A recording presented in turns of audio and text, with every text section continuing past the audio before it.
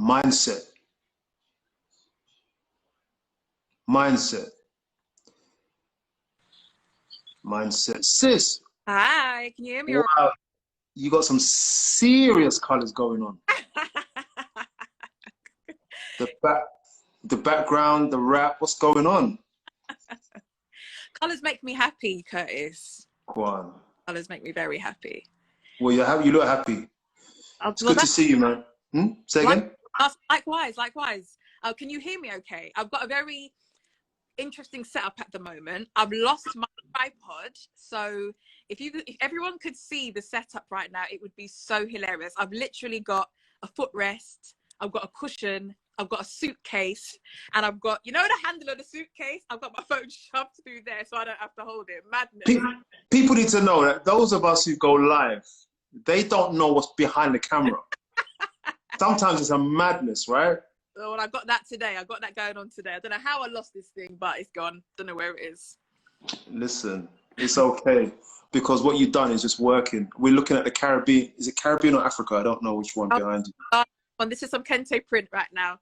Guan. And what's the picture in the background? It's also from Ghana. Wow. I've been there twice. It's the best country I've ever been to. Well, I could definitely agree with that, but some would say that I'm biased. I love it there. Absolutely love it. We're just correct, man. It's Ghana all the way, I'm telling you. I like that. Yeah, man. In Ghana all the way.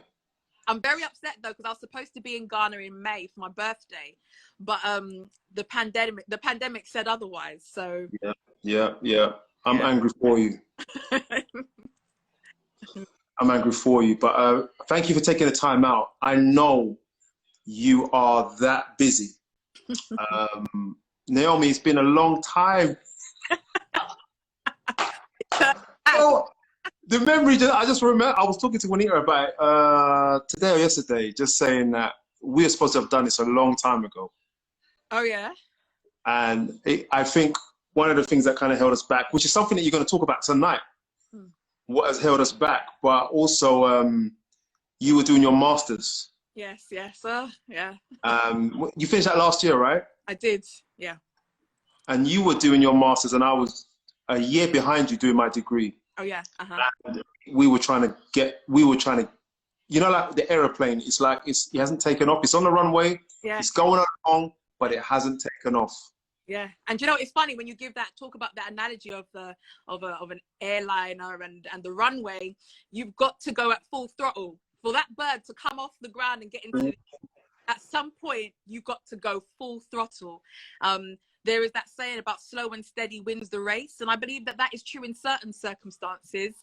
But when you're actually trying to launch something, there has to be that period of time of focus. My dad always like, you can't look into a bottle with both eyes open. And I just used to think, what's he talking about?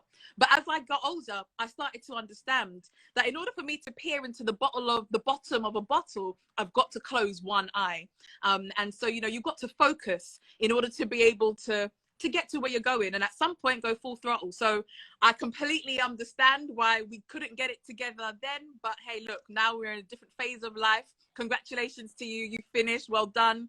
I know that a degree is listen, I know it's not easy. It's a test of perseverance, and you come out the other side, you made it. So well done. Hey, congrats to you as well. You can't just give it to me like that. You got to share it as well. It's going to be an interesting topic because, and before we go into it, I want to ask you a couple of questions, but it's going to be interesting because you're talking about something that we are both in right now. Oh, guys, listen, the title is I Don't Believe in Myself. It's pinned down below. I want you, this is very much relationship orientated, yeah? For us to understand a couple of things why some things just don't happen. I'm going to go into it in a minute. But before we go into that, right, be honest now, yeah? Yeah. Mother of two. Yeah. How old is the oldest?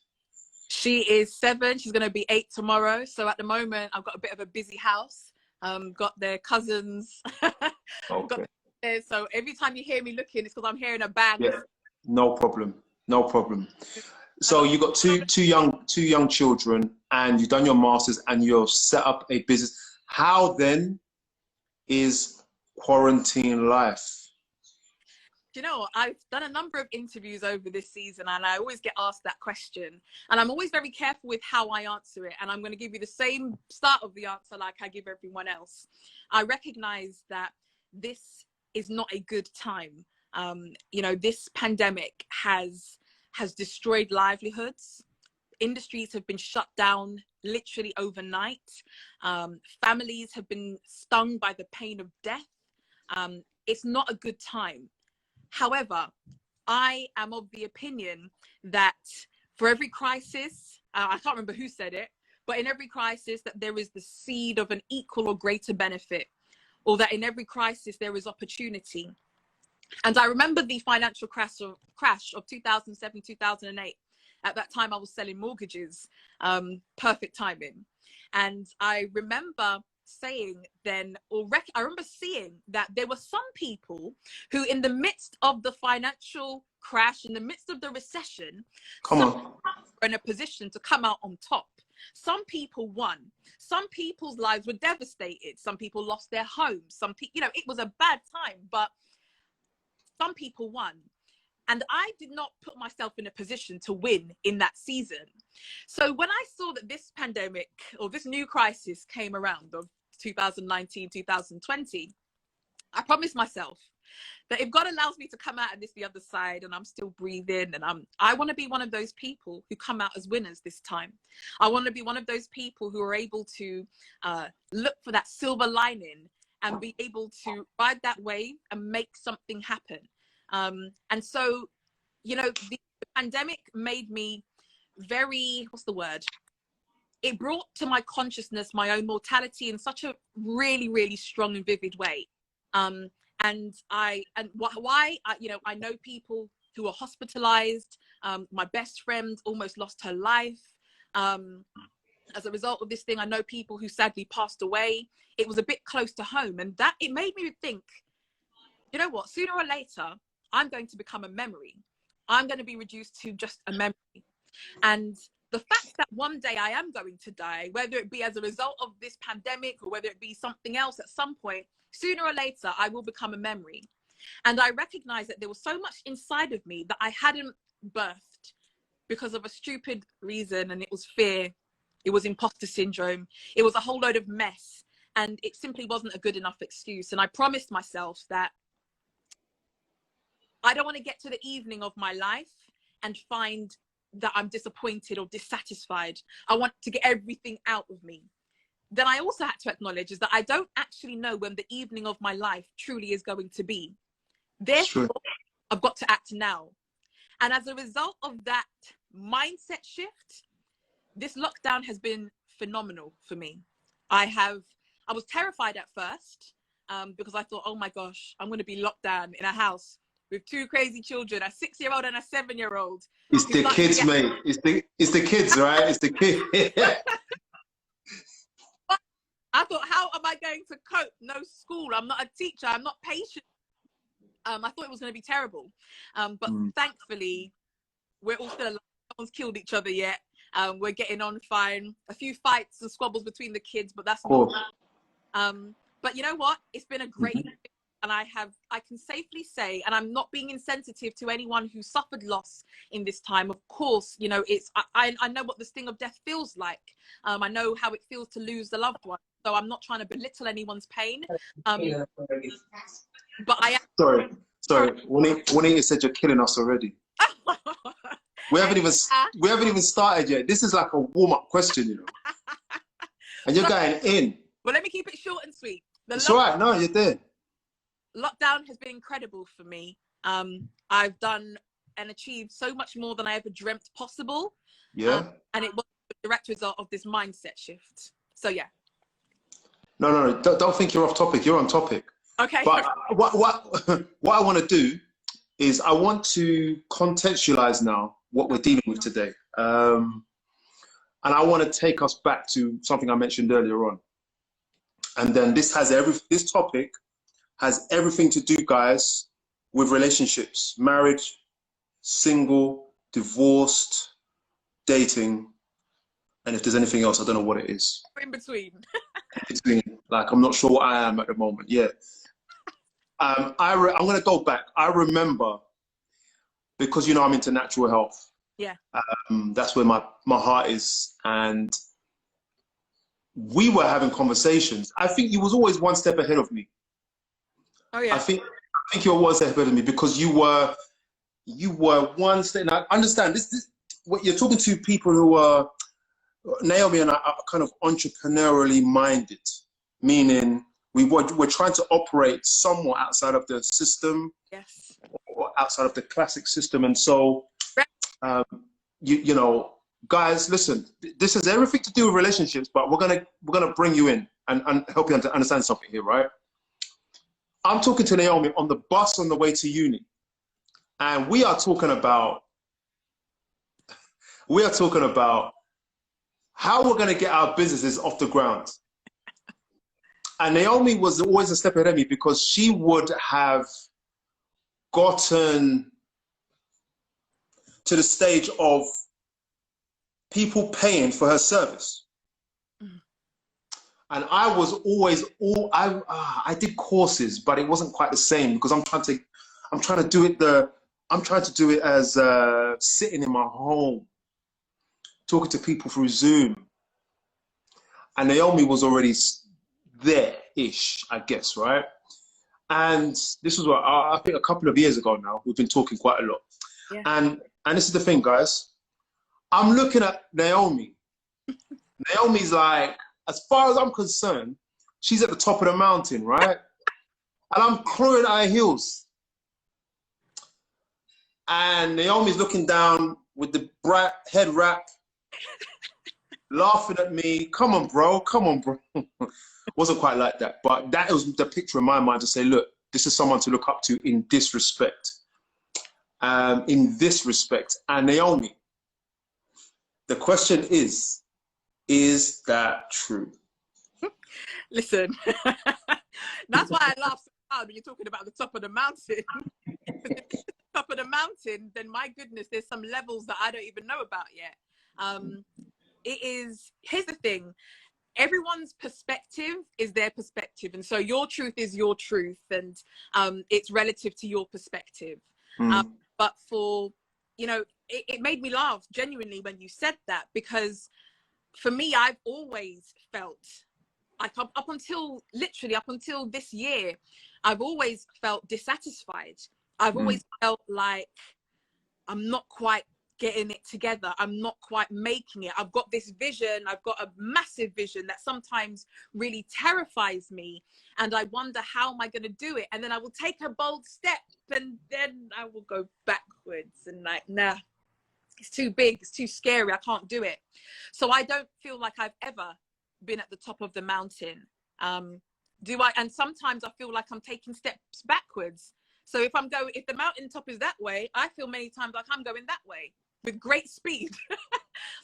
So it's interesting that was your perspective, but it is so far removed from my reality. That's what I will say. So I can't say it's false, but I will say an accurate reflection of my own.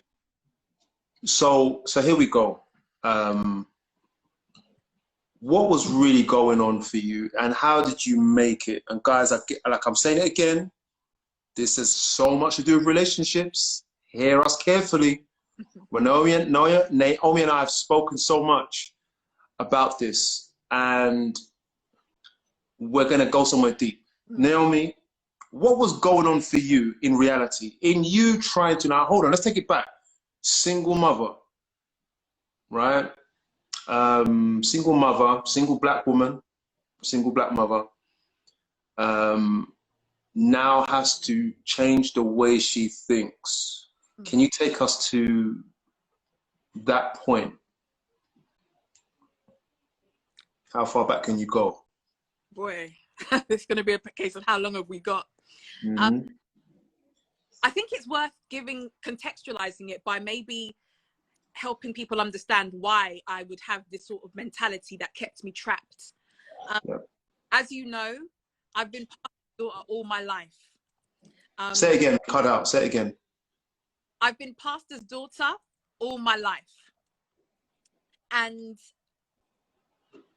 I've also been a Ghanaian's daughter all my life. Mm. And to anyone who knows anything about our culture, it's very much of, you can't shame the family name.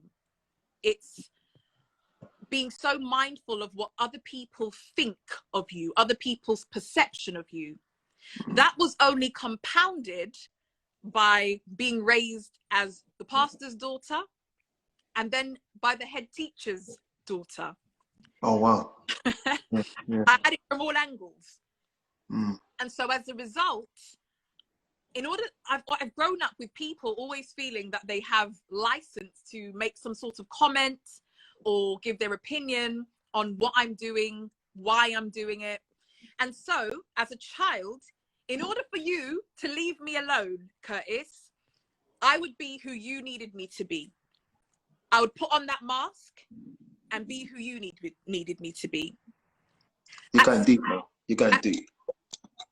I would put on another mask and be who they needed me to be. At church, it would be another mask, who they needed me to be. Then in all different aspects of my life, any different environment that I went into, I was a different person. And what happened is, what I remember so clearly, one day, like waking up, I was driving, so it wasn't literally just waking up, but I remember coming to my senses and realizing I have no idea who I am. Wow. And how long ago was that roughly? This is way before children. This is way before, gosh. It could easily have been about 10 years ago. Yeah, about 10 years ago, perhaps. Maybe more. I'm trying to think about where I was living. Yeah. I don't, and probably was a bit more than, no, it was about 10 years ago. That's what I will say, about 10 years ago. And that was a terrifying feeling of just realizing that I had worn all these different masks. I was the perfect chameleon. I could fit into absolutely any crowd, any audience, and I would be seen as one of them.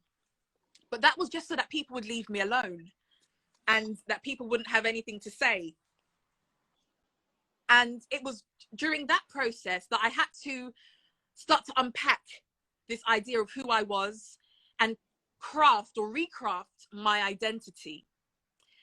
Throughout that process, I found myself in a very toxic relationship. And I would say that was the breaking point. It was at that point where my self-esteem plummeted. In fact, when I look back on that time of my life now, I genuinely can't believe I was that person. Like, I swear, I can't believe it. How could I be that girl? I cannot believe it. I was a shell of who I am today. And I don't know. I don't know how it happened. That's the honest truth. I don't know how I got to that point where I could be broken down so badly that I had lost all my sense of self-worth, or it was all out the window. And because, now, again, back to the context, I'm used to everyone's opinion being in my ears, everyone's of who I'm used to that. So I'm able to, at some point, learn how to drown it out, and not everyone's opinion mattered to me anymore. Was the person's opinion who did start to matter to me was speaking a lot of negativity over my life. And it didn't matter how many people were saying good things, that voice of the negative was so much louder. My parents' praise and encouragement did not count, because they're my parents. They're supposed to say nice things about me. They're supposed to love me. They're supposed to like me.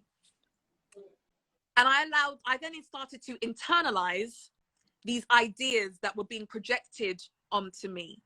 And it was almost like a self-fulfilling prophecy. And at that point, I was broken. I remember it was a Christmas. I remember I dropped my children. So now fast forward to maybe 2014, 2015. I dropped my children to my parents' house where all the family were around for Christmas. I went back to my house. I wasn't living too far from them, and I closed all the blinds, darkness, and I stayed in my room and I just wept. I was completely broken. I cannot believe that I got to that point, but it was the lowest point, the darkest point of my life. I say all of that. However, I don't despise my journey. I recognize that that season was actually necessary. I really do. And I remember one day after I was all cried out, I just decided, nah, enough's enough. I'm not doing this anymore. And that's literally what happened. I wish there was some, you know, some dramatic sort of make the story a little bit more, but nah, that's not it. One day I said, that's it. It's enough now. Come on. I remember in 2010 or 11, I'm getting confused now. In 2010 or 11, I lost my closest aunt to me. She died suddenly. She was in her 30s. We were so close. We had spoken that same day. And then later on, I got a phone call from my cousin in the middle of the night to say that she's gone. And from that point, I remember losing at least 2 months. Like I had no, it was like I was in and out of sleep. I had to move back home. I was so mashed up. And I remembered what it felt like to lose that time. And I said to myself, when I was, now fast forward a few years, I can't let that happen again. I can't afford that, because when I emerged from my grief, the world was just carrying on. I wanted to be like, guys, don't you care? My aunt just passed away. But it was business as usual for the rest of the world. And I said, that can't happen to me again. And so whilst it was a traumatic experience, and so traumatic that there are some memories that I know I have suppressed. So for example, my son is 6 years old and I have got no memories of him beyond the day he was born. For the first, maybe the first year of his life, I've got no memories. I see pictures of my baby and I know that's my baby because it looks like him, but I have no memories of it. And I know that's because these feelings have, and these memories have been suppressed because I was going through the most traumatic and extreme time of my life. So that's the context. That's where I was completely broken. That's where I had lost my sense of self-worth. And I realized enough was enough.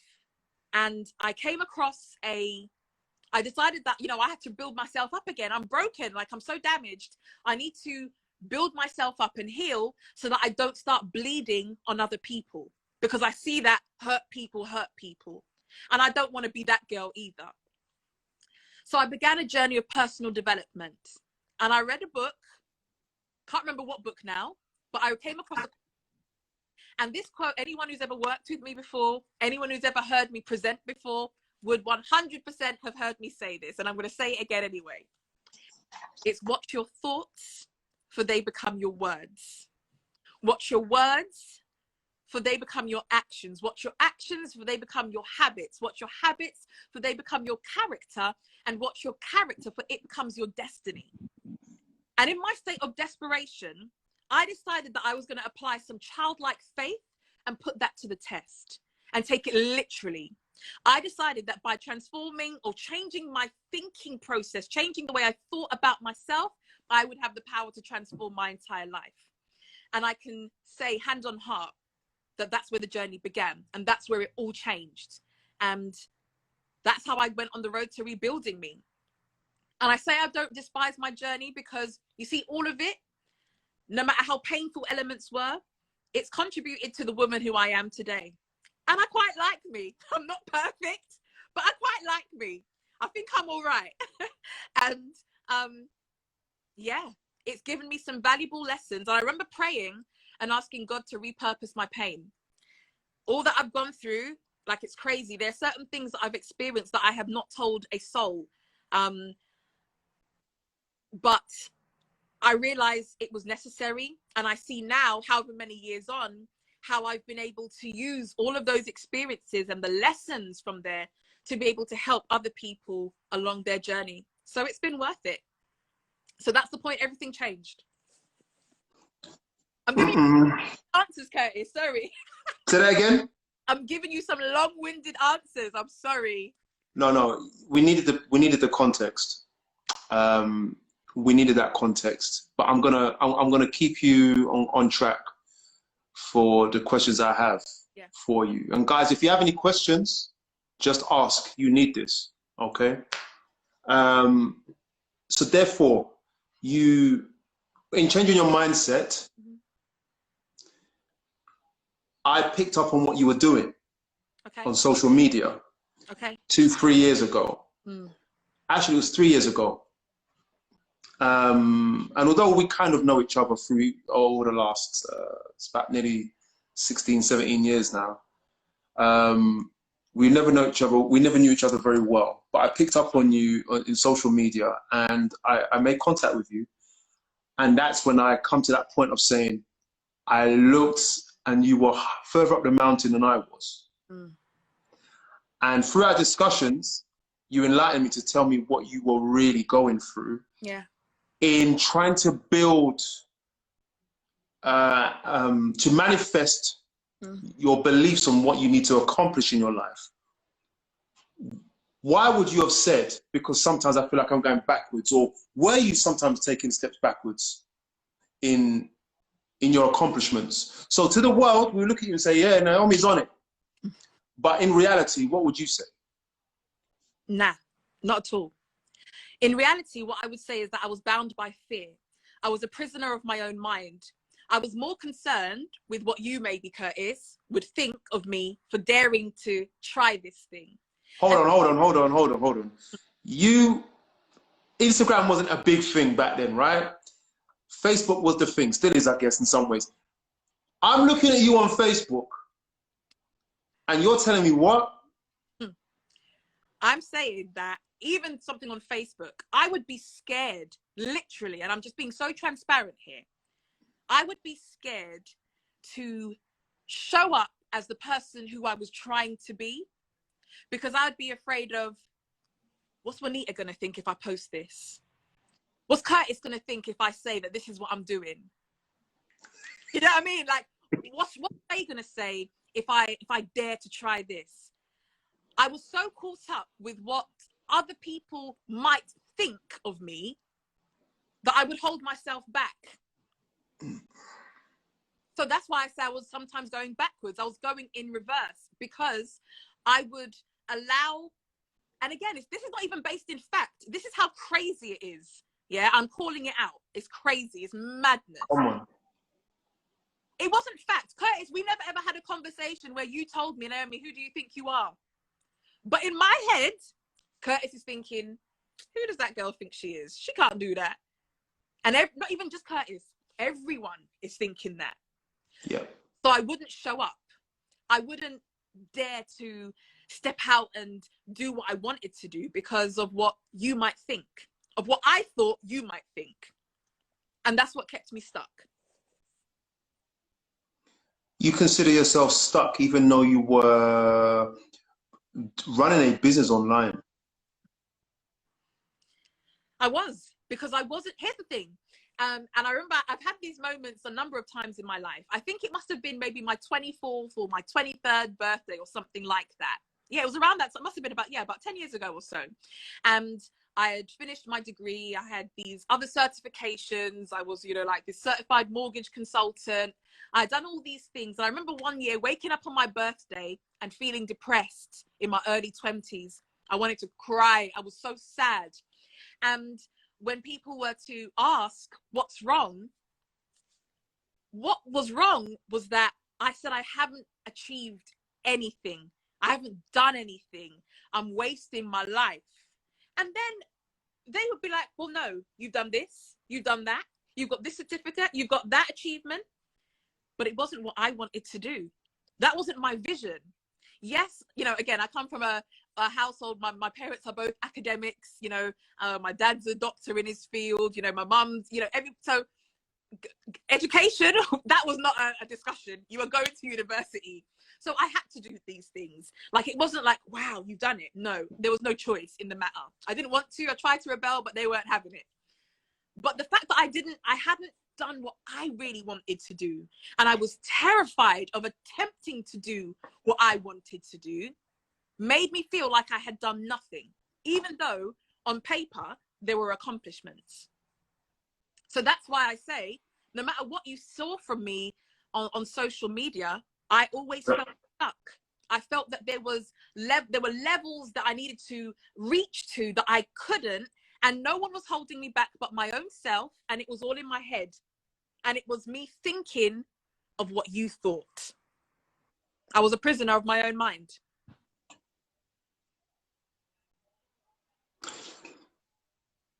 Okay. So what you've explained, I'm going to summarize for you. Tell me if I'm wrong. Go ahead. You are accomplishing, but you are also sabotaging. Yes. And so that means that whatever you were doing, you could have been more or done more, but you held back. 100%. Let me give you a practical example of that. I think about my first degree. Yeah, my first degree, I did a Bachelor of Science in Business Management, and there is something, and I do have to attribute it to my experience of growing up in church. You know, we are taught to, well, at least I've been taught to believe that, you know, all praise goes to God, and it's you mustn't boast in anything, and it's not me. You know, if you go and sing on the platform and you come down, you're supposed to just do that humble points of, you know, you don't acknowledge that you have had any part in performing or doing anything. I believe that excellence within my church experience was not celebrated. In many ways, it was discouraged. Therefore, I would be embarrassed to achieve excellence. Being mediocre was the safe point. That's where you are allowed to be. You're not too big for your boots there. You're just, you know, you're not too good. You're not too bad. You're somewhere in the middle, and that's okay. So, for example, so now in uni, I finished my first degree. I got a 2-1. And that's rubbish, by the way. Just letting you know, it's a rubbish. and 2-1. Who gets a 2-1 nowadays and celebrates? Come on, man. Go on. My friend Paul Boldo, if he were on this right now, he would tell you that man has been through me on my journey, and he would be cussing me because he's like, Naomi, you're slacking. You can do this with your eyes closed. But there would always be something that would stop me. Let me be very honest with you. I could have and I'm not saying this to boast, I'm just giving you some context here. I am I'm academic in nature. That's just what I am. I was that person in school who everyone hated. I would not study, and I would get the top grades in the exam. That was just me. In university, I did not try. And I can say that hand on heart. Listen, I messed about in university. Most time I was at home in my bed. And I didn't make any attempt because I knew that I was okay. Being good enough was good enough. So getting a 2-1 and not the first, that was fine. If I wanted the first, I could have gotten it because it would have just meant I actually would have turned up for or submitted some of my papers. Some I just didn't do it. Do you know what I mean? And that was me self-sabotaging. And there's been a pattern of that throughout my entire life. I will self-sabotage. I know I can get there, but I'll aim for about here because that's going to be okay. Then I'm not going to draw too much attention to me. Then you're not going to tell me that, I think I'm this and I think I'm that. I was always trying to protect myself from what you might think of me. And so that's why I self-sabotaged all the way. Okay. Let's take a break. All right. You know, when the fire's too hot, I actually burnt some food before, for dinner today. And, you know, when the fire's too hot, you're going to burn something. You know, let me go back. There's a question here somewhere. Yeah, the medical missionary stuff, man, I love it. It's me. Someone says, you've always been at the top of the mountain because of your mindset, Naomi. That's what they're telling you. She doesn't believe it, though. My mindset wasn't always this way. That's what I will say. This is it. This is it. There's a question here. I'm just looking for it. Oh, yeah. Practically, if you can tell us briefly, because I want to ask you a real deep question. All right. Don't rush too much, sorry. Practically, what did you do to change your mindset? That's a great question. Practically, what did I do? I believe... Or are we going to save that for the second half? I don't know. You tell me. Oh, Miss Campbell 2020. Look, come back in the second half because I think the second half is about that. Okay. What did Naomi do to change her mindset? I've written your question down. Sorry, we'll come back. I've got an idea. We'll come back to that. The Adventist way, I think it's a conservative Christian way, but Alec, you're not wrong. AG Fitness. Alec is a personal trainer. Oh, Hook him up. Yeah, it's a very conservative Christian way to celebrate. mediocrity. Yeah, mediocrity is humility. Yeah. Is modesty. Yeah, and it has consequences, right? Yes. What? Got a question for you. Was life and parenting with Nick, was the journey a gradual transformation, or was there a moment when it just switched? Oh, gosh. It's both, yeah? Sounds like both. Yeah, I was gonna, because there was that instant moment, like I mentioned before, there was that instant moment of enough's enough. Like that Right. was literally barling, and then nah, I'm not doing this anymore. I don't like it. It's not serving me. So that was instant. But then there was a process to bridge the gap between who I was then and who I am now.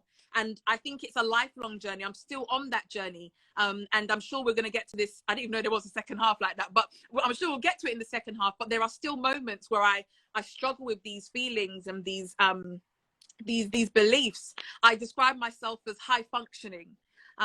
There are some people who will have these feelings of these overwhelming and crippling feelings of self-doubt and inadequacy and will not be able to move. It will completely debilitate them. I will be someone who will have those thoughts and feelings, but still be able to find a way to push through and to do it, even though inside I'm dying. So I would say, yeah, the answer is both. It was both instant transformation and a gradual one at the same time. I hope that makes sense. Made sense to me. Question. What is the name that we give to that thing where we know we are gifted, but we hold back or we find excuses? Okay. I'm sure there are many names for it, but the name that I have found that most suits me, I feel, is Imposter Syndrome. Come on. Imposter Syndrome. And what's Imposter Syndrome? Imposter Syndrome is that voice in your head that tells you, you can't do this. You're a fraud. It's only going to be a matter of time before everyone sees you for the fraud you are. Go and get another qualification. Go and get another certification. Go and study a bit longer before you have the audacity to say that you can do X, Y, or Z. Or imposter syndrome can also show up as being a perfectionist. I can't release this product yet. I can't launch this business yet because I haven't got all my ducks in a row. And I've got 10 ducks. And once I get that 10th one right, another 5 show up. All right, so hold on. I've got to get those done first before I can actually. Or there is the soloist, another type of imposter syndrome, where I have to do it all by myself. No, if I have any help, that's a sign of weakness. Imposter syndrome also shows up as being overcompensating. So you feel like, I don't know, maybe you're in a job or you've got some sort of position and you don't feel like you really deserve it. And so because I feel like the weakest link in this room, I'm going to go above and beyond, and I'm going to do the most to prove to you that I'm supposed to be here. These times you are happy that I'm here. You've given me the job, but I'm trying to prove to you, but really I'm trying to prove to myself. So I will be the first to arrive, the last to leave, and I'll be doing it as much as I can. So I would, there are, and the reason I guess I'm so familiar with this is because during May, I did a masterclass on overcoming imposter syndrome. And there were 5 different types. And I recognized that I identified with so many of them. So yeah, I would call it imposter syndrome. That is that tied to when people just don't want to get married to the one they're with because things ain't quite right? Is that a similar issue? Imposter, because things. No, I don't know. I don't know if it is. Okay. Paul, I was just talking about you. I was just talking about the stress that I gave you in my degree, in my first and my second, with not giving it 100%. She said you beat her up, Paul. Not physically, but every other alley he did. But I needed it. I needed it. So can I catch you here, because we're still going to continue with this? Oh no, did you want to carry on about the imposter syndrome? Yeah, I don't. Oh, go on. Okay, imposter syndrome showing up in relationships. I don't know if that's how I would view it. I would view imposter syndrome showing up in relationships as, I don't deserve you. You're going to leave me. I know you're going to leave me. Do you know what I mean? It's more that sort of feeling. It's more about, I'm not good enough for you, so why are you here? Or I'm not good enough, and so I'm going to overcompensate. I'm going to do the most to make you love me. When really, I'm not trying to convince you to love me, because you already do. I'm really trying to convince myself that I'm worthy and deserving of love. So that's how I feel the imposter syndrome shows up within the context of relationships. I love that. I want you to now, I'm going to put you to the test. I want you to tell us what you do and how good you are.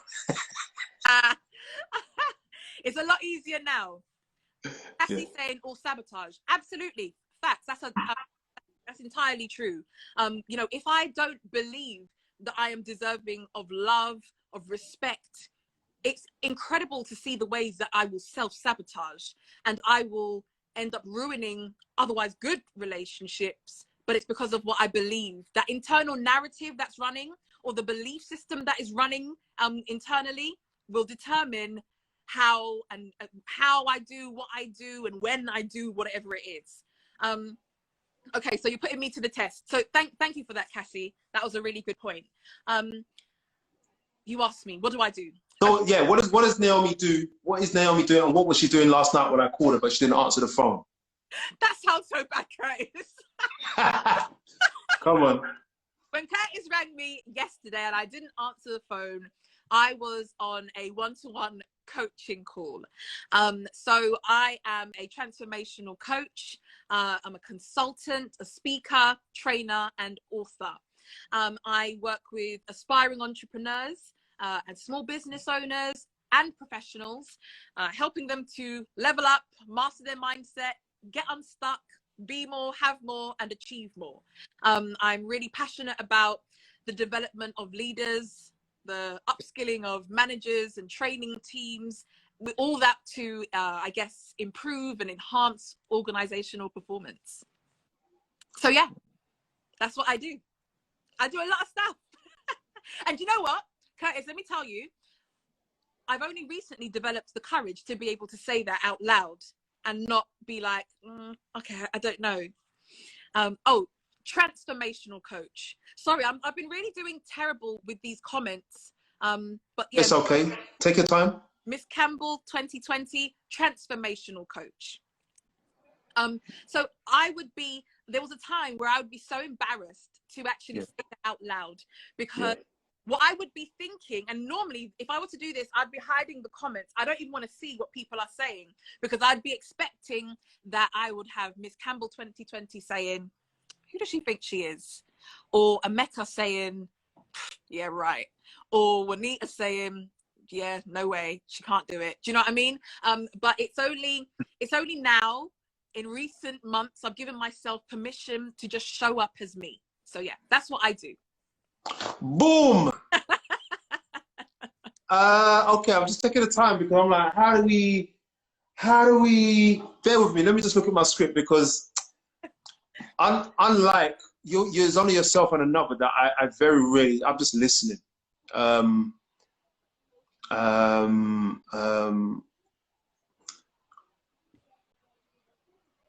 We've got that question for second half. People should not. Something I want to say. Yeah.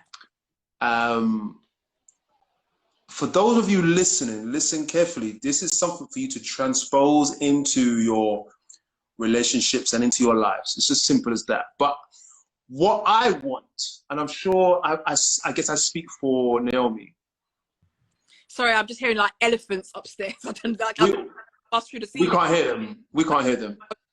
No, I didn't know. Okay. And that's children. And this is it. Naomi's doing this with the elephants upstairs. It's no joke, right? 3 of them. I want you all to understand that you must not, as far as possible, just hear what we are doing. Don't just say, wow.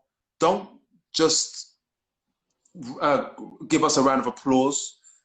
You have to be and live this. Yeah. It's for everybody, right? Everybody listening, I guess everybody listening can be probably twice as good as what they are, at the very least.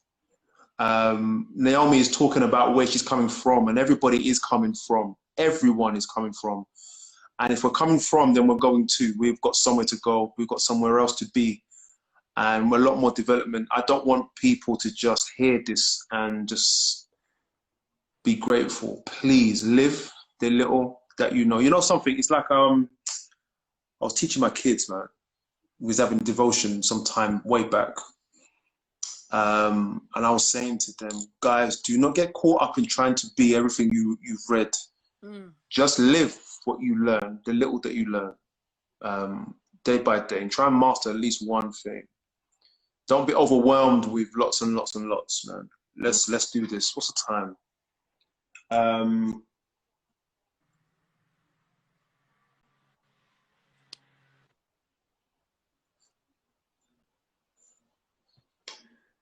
I'm just sitting there. I'm like, I'm gonna ask a question, and okay. You know what? I've got 10 minutes. Okay. I'm trying not to get it divide. I don't want to divide the questions, but I think we're just gonna have to do it. Okay.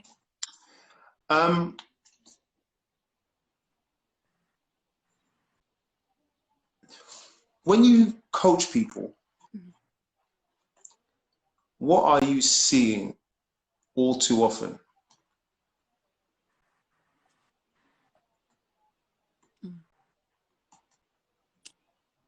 Okay, so my approach to coaching, very much based on my belief that the best way for us to solve our problems is to do so from the inside out.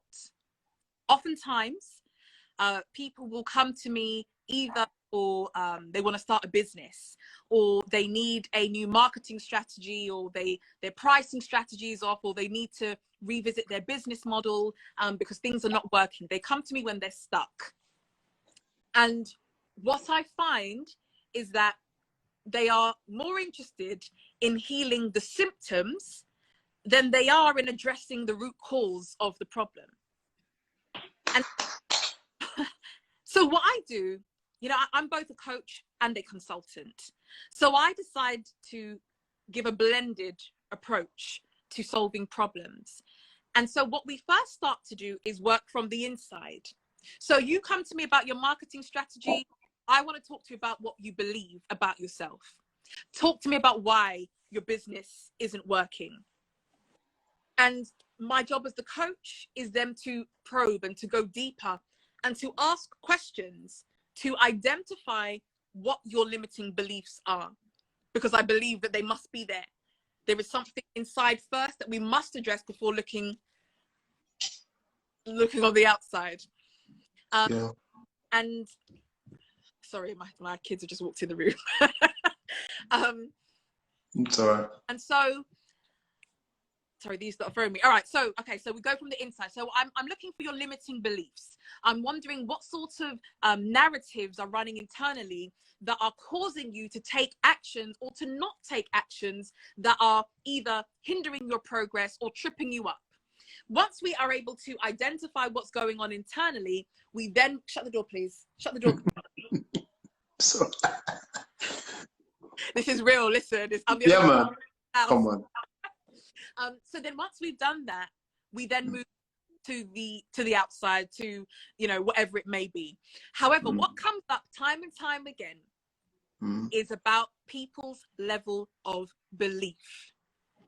It's easy to say that I believe I can be successful, or I believe that I will be successful. Talk is cheap. But oftentimes our actions tell a different story. And almost with almost with all of my clients, you know, in different ways, and they're in different sectors, they do different things, but the common thread that runs through, I would say, all of them, is that there are some issues with what they believe about themselves and what they believe about success. So, for example, and you know, I don't need to mention any names. I'm respecting people's privacy, but I have clients who I've worked with who, after a session and after probing and asking questions, will say that the problem really is, I don't believe I deserve success. Or I've had another client who was able to actually articulate that they believed, or they were taught to believe from a child, that success was of the devil, that the more earthly praise you get is the less chance you have of making it to the kingdom. And so a lot of these deep-seated beliefs are in us, and sometimes we're not even aware that we are running these narratives. And this is where then the self-sabotage, Cassie, can really come in. Because if I believe that I do not deserve success on a subconscious level, then it doesn't matter. I could have all the best strategies in the world. I could have all the best resources. I could have the best, you know, I could have everything. I will find a way to self-sabotage and trip myself up, because internally I believe that I don't deserve it. And so my job is to iron that out, to reprogram, reframe the concept of success if that's problematic for you. So yeah, that's one of the common threads, and there are a few, but I think that was the most powerful. Let me share this with you. I remember when I did my health consultations, in the early days, it would be in people's homes. Yeah. And one thing I noticed was that oftentimes the people that would have called me for help, I would then sometimes, to really help them, go to their homes and just see with my eyes what they're doing. Smell, look at the environment. You can see a lot of habits, a lot of things that are unspoken you can see. And I would look in their food cupboards. Or sometimes they would have them on the table in front of me. Yeah.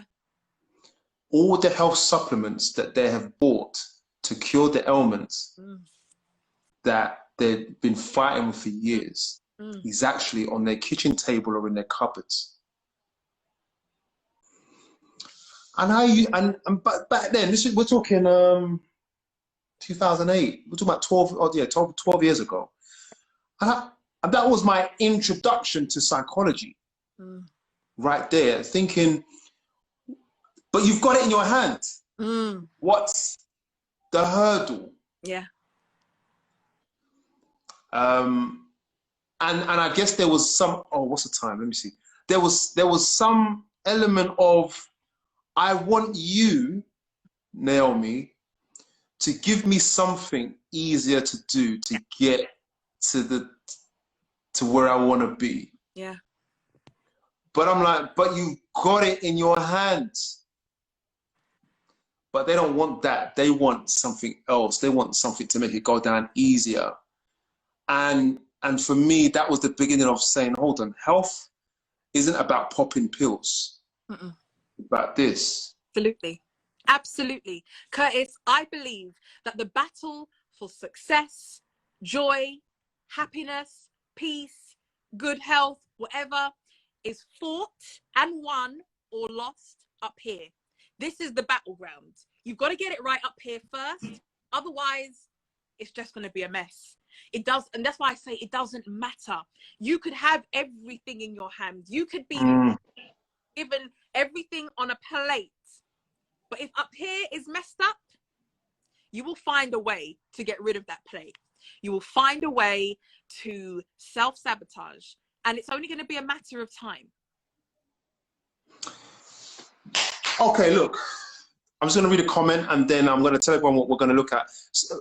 Naomi, if you could just give us half an hour and the second half would appreciate it. But my daughter's birthday is tomorrow, so she's got free license right now to just do whatever. Go bed anytime. She can go bed anytime, right?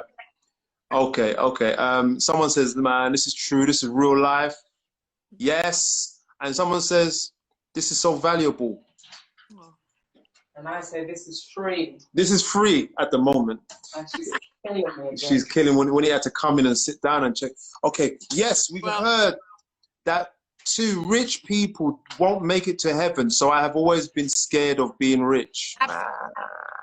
No, I'm so glad that you read that out. I did see it, but that's another example of some of these beliefs that we have that stop us from achieving what it is that we want. And again, we're talking about this from a financial sense at this moment with that comment, but the same is also true when it comes to our relationships. But I'm guessing we're going to come there in the second half. But this is the principle. There are things that each of us believe that have been shaped by our experiences growing. Whether it is what an influential teacher told us, whether it's what our parents did or did not tell us or show us, we all have these stories that we tell ourselves about ourselves and about our situations, and they have a huge impact on the outcomes in our lives. Okay, listen, I'm going to introduce the second half, right? This will be saved, by the way. This will go on YouTube. I have a way of doing that. We will put these videos, as all of our videos go on, 99% of our videos go onto YouTube. You can watch them back. I just want you to know that if you need help, Naomi is there. We will give you her contact details in the second half. We're coming back live in a moment. That means you've got to come back. You have to come back on in it. And we're going to look at how this relates to relationships. We're also going to look at what did you do practically to change your mindset. Some very practical things that Naomi has for us. Guys, we will see you in literally 30 seconds. All right. See you in a second, guys. See ya.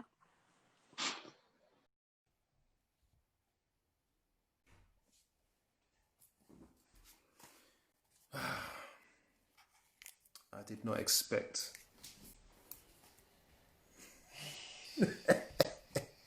I did not expect. Go to bed early tonight.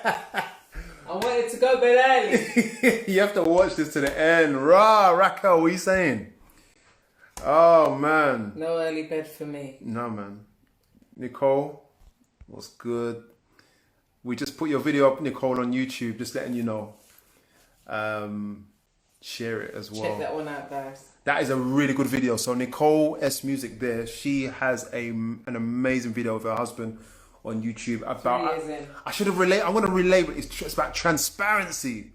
That couple is a model couple for that. Life and Hope, Miss Sebatone, Miss Seb. I'm just gonna leave it there because I'm gonna get it wrong. Welcome all, man. Where are we? Is Naomi here? Yes, she's here. Let's have a look. Love. Life and Hope. Good to have you, man. Super Mum of Two. What? Princess Shako. Miss Sabatina. Yes. Investing with B. We have Investing with B join us. Naomi, you referred me nicely. Yes. Oh, listen. Investing with B will be with us on the 3rd of August, I'm sure it is. Lovely. Looking forward to that one. Yeah, it's going to be good. It's going to be good. It's going to be good. Showing couples how to invest their money on their, if necessary, menial budgets, how to make your money work for you. Come on now. Minty Essence. So,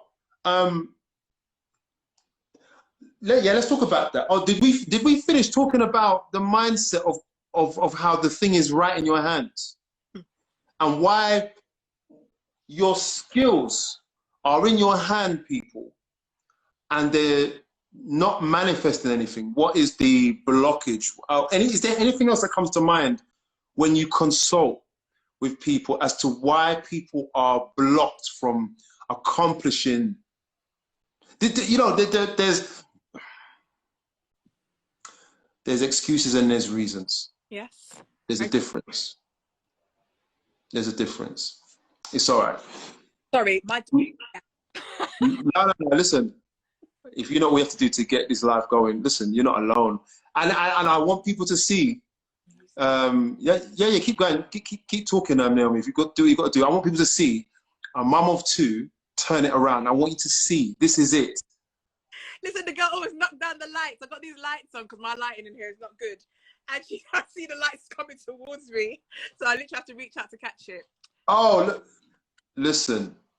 What do you have to put in their milk to make them sleep at night so you can go live and coach? What do you have to do? Oh, gosh. Do you know what? I must say that I have a very good relationship with my children.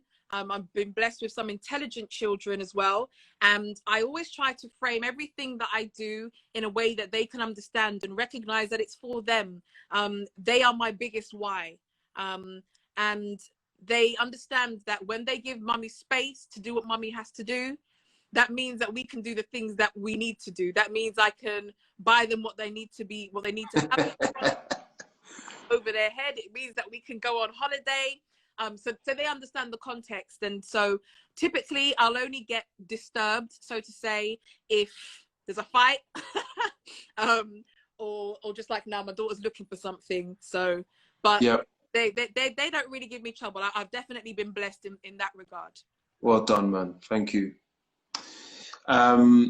Sorry, where were we? We were just before we go on to the next question. Yeah. What are you finding also that is really a barrier between accomplishing something that is, and even when you've got all the tools, yeah, all the support, the ideas, what is another barrier that comes to mind in your experience? There are loads. I'm going to bring a few to you from a recent masterclass that I did. I did a 2-day masterclass called Master Your Mindset. And I did an exercise where my clients had to identify their biggest dream killers. And I described their dream killers as the things, I didn't call them excuses or reasons, but the things that pop up that cause them to be distracted from their goal or cause them to completely abandon their dreams. And so there were things like laziness, shiny object syndrome, analysis paralysis. Are you going to go through this? If you, I could do. Yeah, you have to. Otherwise, I'm not going to remember. All right. So that's why I said laziness. Well, we all know what laziness is. When I think we all suffer with it at times when there's things that we know that we should do, but we, for whatever reason, we don't, because really we can't be bothered. So laziness. What did I say as well? I think I said shiny object syndrome. Go on. Yeah. Syndrome, and I've definitely been guilty of this as well. Have you ever seen a squirrel in a park where it runs over there, then it runs over that side, then it runs back from where it came from? It's that sort of thing. It's jumping from shiny object to shiny object. Oh, that looks good. And an inability to focus and to have the staying power and the persistence and the tenacity that's required. Analysis paralysis. This is where we get paralyzed by looking at all the different options and all the different ways that we could execute, and we want to know down to the minute and the finest details, and we get so lost in all of the details that we're like a deer in headlights. We do nothing. A confused mind does nothing. That's another way of saying analysis paralysis. Apathy, just whatever. What were some of the other reasons? Memories of previous failures. So some of us have a really, really terrible relationship with failure. And if I failed in the past, that means I won't necessarily have the guts to get up and try again, because the pain that I experienced when I suffered that failure, the embarrassment that I felt when I suffered that failure, has now deterred me from ever trying again. Let me add applies to relationships as well. We're going to definitely go there. It could be financial constraints, but I believe that could be another excuse. I won't put a blanket statement on it and say that's always an excuse, but I will say I think it could be another excuse. I don't have enough money to do what I need to do. Again, this shows up in relationships as well. I don't have enough time. There was another one that I wanted to share. Time, money. I don't have the support from my spouse, from my partner, from my mother, from my father, brother, sister, friends, a lack of support. These are some of the reasons that that come up when I'm working with people as to, these are some of the dream killers that exist. These are just some of them. Dream killers, you know. You named it right, dream killers. That's what they are. These dream killers are these invisible enemies of progress that reside in your head. And they destroy every time. Let me take a sip of water. Listen, in the break, that's what I was shouting. Man, please come get me some water.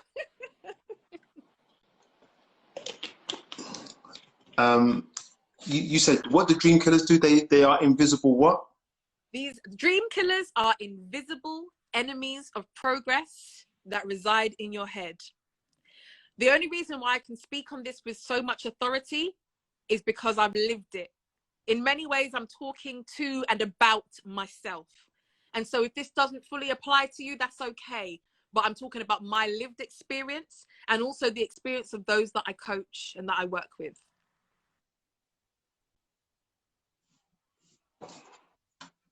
Okay. What? Let me not look at these comments and get distracted. By all means, engage with them if you want. Someone's saying here, I mean, you know, someone's saying they're taking notes big time. There's some note emojis there. They got to take notes. This is deep. That's what they're saying. We'll come to the relationship part probably after this. What did you do practically? So we want literal things. We may not get everything. No. But to be fair, this show isn't about everything. This is about an awakening. Yeah. But if you want more, this is it. We have to go to, what's your name of what's your handle? At Naomi_empowers. That's it. Listen, write that down and go there afterwards. That's what I'm trying to say to you. Write it down, Naomi_empowers. Go there afterwards. And here we go. What did you do practically to change your mindset? Give us some things that you did personally. Great question.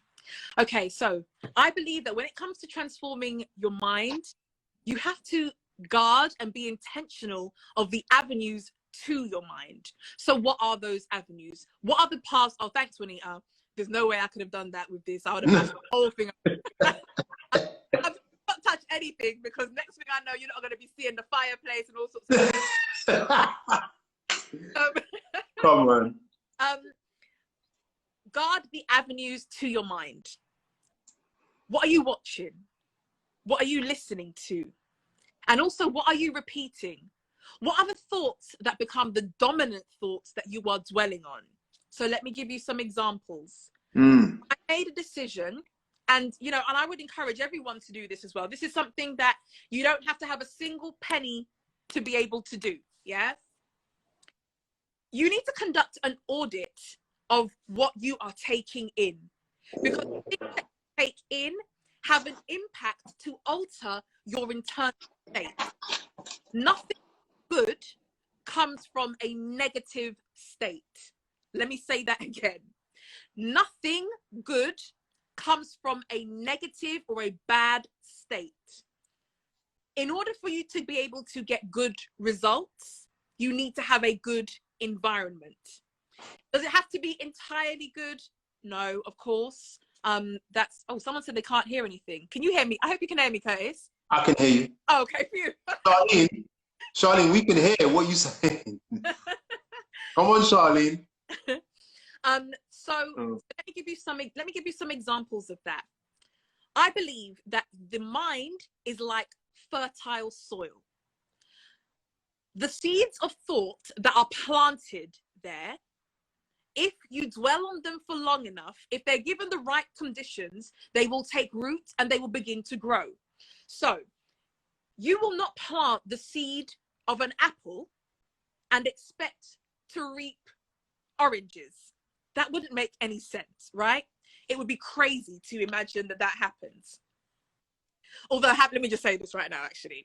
I remember my dad told me very recently that at our house in Ghana, that he planted mangoes or he planted oranges, and the guy who's taking care of the land told him that these mangoes or these oranges have now become lemons. I think that's a lie. I don't know about you, but I think that's a lie, but that's what I was told anyway. So in my experience, it doesn't happen, but if you know of experiences where it does, that's for you. But it was a lie. It was a lie.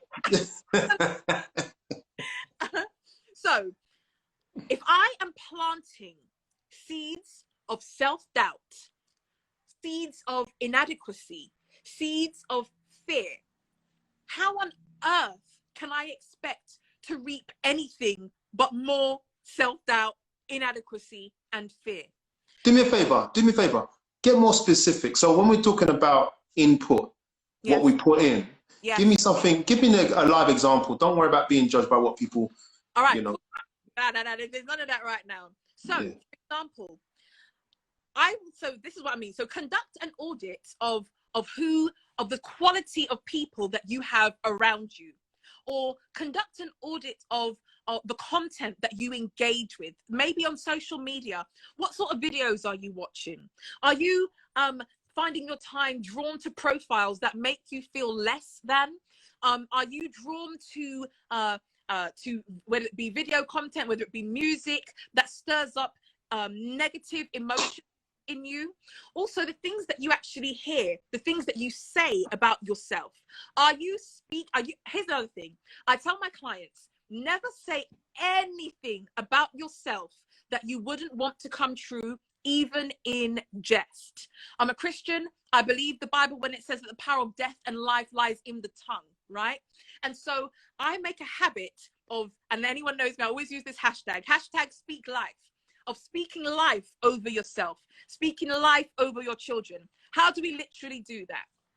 One of the things that I do is ensure that I use daily affirmations. These are easy. It's free. You don't have to, there's no excuse. You can do this.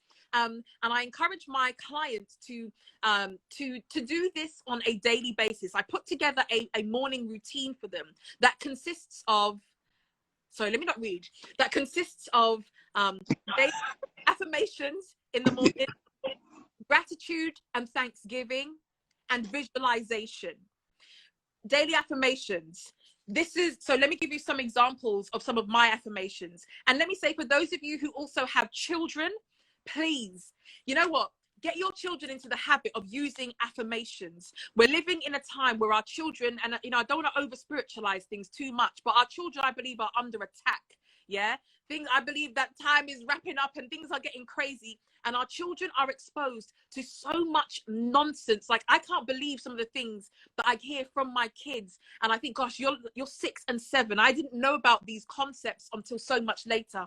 We have to be speaking life over our children and also getting our children in the habit of doing it. So, for example, back in the day, you might have seen videos of my kids doing their affirmations when they were little, and their affirmation was simple. Every day I had them saying this: I can do anything.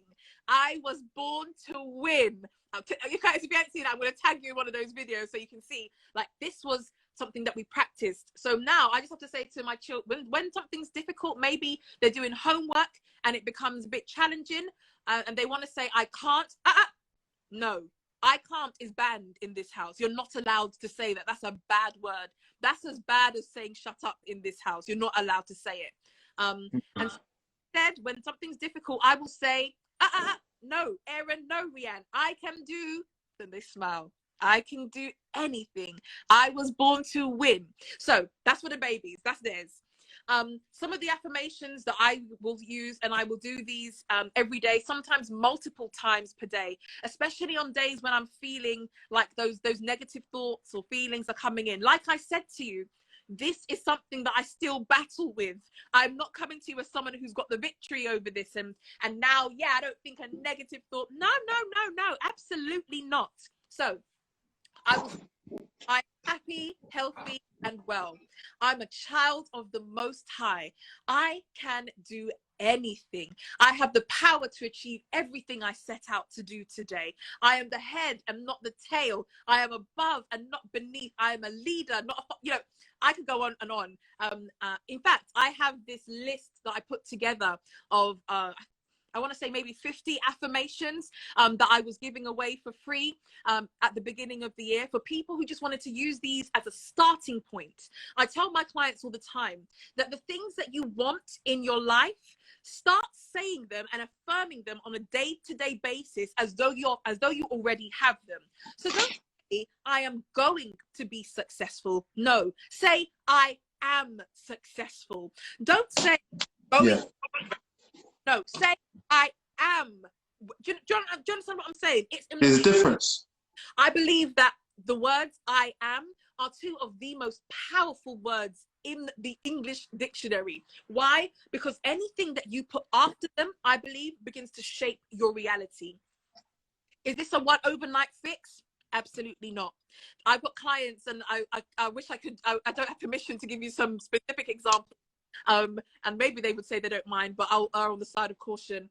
I had a client a couple years ago who I told her to do these affirmations, and I remember she called me after the first day of doing it and was like, Naomi, I feel like an idiot.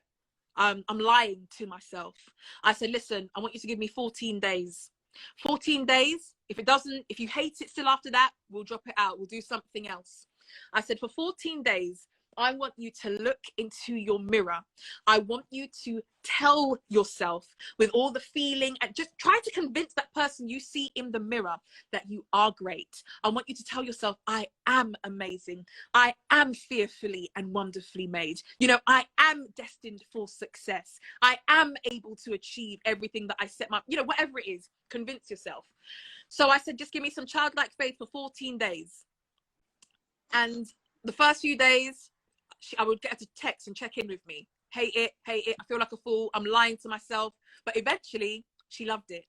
And then she got to a point where she could not start her day without it. Like she wanted to deposit into herself these words of life that were setting this tone for the rest of the day. So that's what daily affirmations.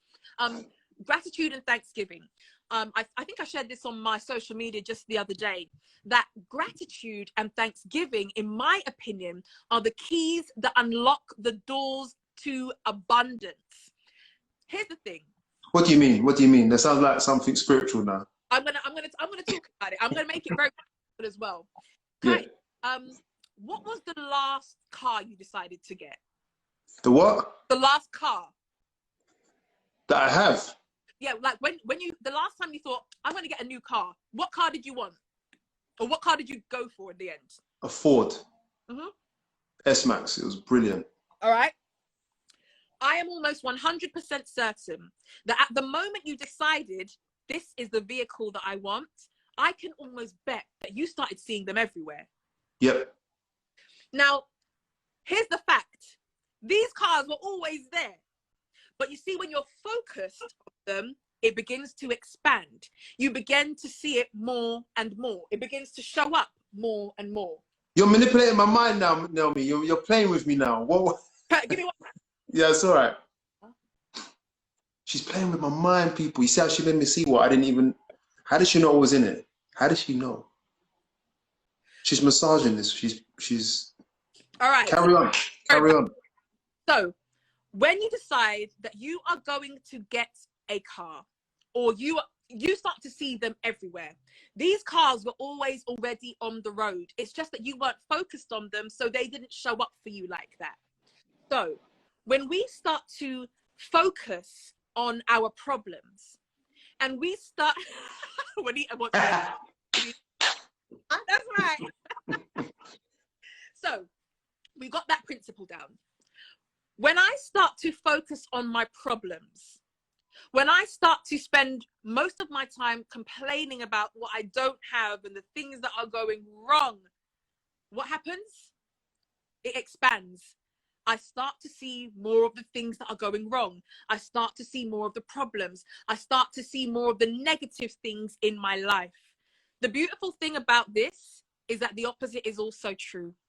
When I focus on what I am grateful for, when I focus on what I already have, when I focus on the things that I am, so again, I tell my clients every single morning, I want you to make a note in your gratitude journal of 10 things before you start your day, 10 things that you are grateful for. Yes, in the midst of a pandemic, yes, you may have just lost your job. You may be on the verge of being evicted. Things might be all going wrong. But shut up, Alec.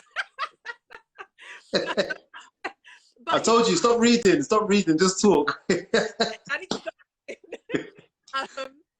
But seriously, when you start to focus on the things that you are grateful for, and you know, let me make this personal.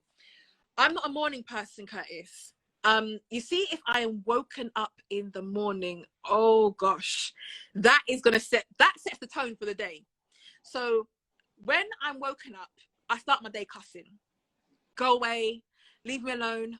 I'm tired. I'm still sleeping. What time is it? Why are you not up so early? I start off complaining. And as I start off complaining, that's it. I set the tone for the day.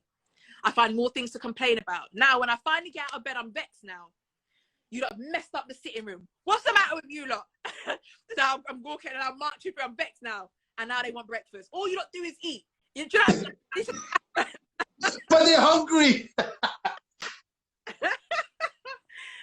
But this is what I'm saying. Like, this sets the tone. However, you see, when I get to start my day on my own terms, even if that means that I need to set my alarm for maybe half an hour earlier than the children should wake up, then I know that I have the power in those moments of silence to be able to dictate how my day is going to go. Well, maybe dictate is too strong a word. Influence, perhaps. Can I throw something on there? Yeah. Something that works for me, again, recently, is what I do the night before influences the day after. Yep. Mm-hmm. So I have to say to myself, and I found that my biggest success point for me personally at the moment, and I'm sure if I worked with you, it'd be much more. My biggest success point is getting up early. Yeah. Sorry. But that is where my success is, because if I get up at 8 or 9, which in quarantine life is easily done. Oh yeah. You've got to hit the breakfast straight away. You've got to organize the day and stuff like that. Yeah. Whereas if I get myself 2 hours before everybody gets up, my success, mate. And you know what? You know how I get up early? Oh. I'm getting old now, innit? So it's like I have to wrestle with myself a bit more nowadays. Yeah. But the way that I do that is I have to talk to myself the night before. Which is a sense of, it's a type of affirmation to say, I need to get up early because I want to do X, Y, and Z. And only that, you know what? I actually talk to myself like that. Yeah. Naomi, I'm getting up, Curtis, I'm getting up early. I'm going to get up at 6 o'clock because I need to do this, and this. Yes. And you know something? I've accomplished, that's how I did my degree.